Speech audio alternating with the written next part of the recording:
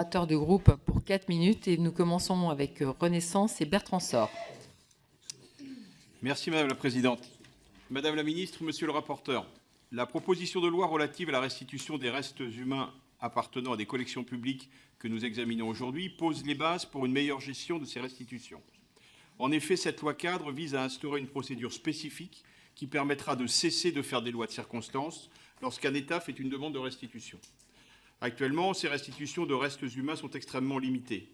La procédure est difficile à mettre en œuvre et il est nécessaire de recourir à des lois d'espèce au cas par cas, ce que nous ne pouvons pas considérer comme satisfaisant. Le Parlement s'est d'ailleurs prononcé sur 2 lois en faveur de restitution. La première, votée en 2002, et qui concernait la restitution à l'Afrique du Sud de la dépouille de Sartché Barman. Quant à la seconde, elle a été adoptée en 2010 pour restituer 20 têtes maoris à la Nouvelle-Zélande. Cette proposition de loi a donc comme objectif d'arrêter de faire ces lois de circonstance et d'offrir ce cadre juridique clair permettant de répondre à ces demandes. Il est à préciser que l'entrée de ces restes humains dans nos collections publiques ont bien souvent été acquis de manière illégitime, voire violente. Ces biens sont arrivés dans des conditions suspectes et des peuples ont très clairement été lésés. Cette loi n'est donc pas seulement technique, mais elle prend aussi en compte ces spoliations. Ces collections sont particulièrement sensibles, car elles représentent des corps humains ou des éléments de corps humains. Il est nécessaire de leur offrir un traitement respectueux, digne et décent. Les restes humains, de par leur sensibilité, ont un statut juridique particulier et actuellement, le principe d'inaliabilité fait obstacle à leur restitution. Vous m'excuserez, c'est compliqué à dire ce mot. Aussi, preuve qu'il faut légiférer. Afin de préserver la dignité humaine, le texte ouvre les restitutions seulement à des fins funéraires de manière large, en créant une procédure spécifique qui offrira aux États demandeurs un cadre juridique strict. La rédaction actuelle permet de déroger au principe d'inaliénabilité des restes humains pour les demandes à des fins funéraires, tout en préservant un traitement respectueux et digne de ces biens.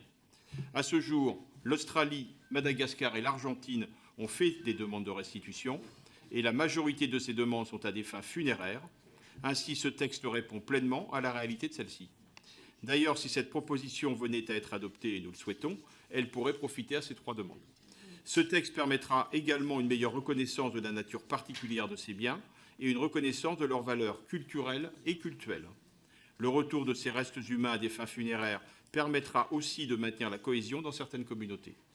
Les groupes d'humains issus des États demandeurs pourront enfin rendre hommage à leurs défunts et réaliser des cérémonies ou des cultes dans le respect de leurs croyances et de leur culture d'origine. La restitution des restes humains s'impose alors comme un dialogue plus poussé et plus respectueux entre les cultures. Cette démarche permettra également à la France d'ouvrir de nouvelles coopérations culturelles et scientifiques. En effet, l'État possède de nombreux restes humains. Ces vestiges permettent à la communauté scientifique d'effectuer des études sur ces restes. D'ailleurs, une proportion significative de ces ossements pourrait faire l'étude des demandes de restitution. Pour finir, cette loi permettra également de demander une transparence indispensable sur le travail scientifique effectué. Ainsi, et pour toutes ces raisons, notre groupe Renaissance votera en faveur de cette loi cadre. Je vous remercie. Merci.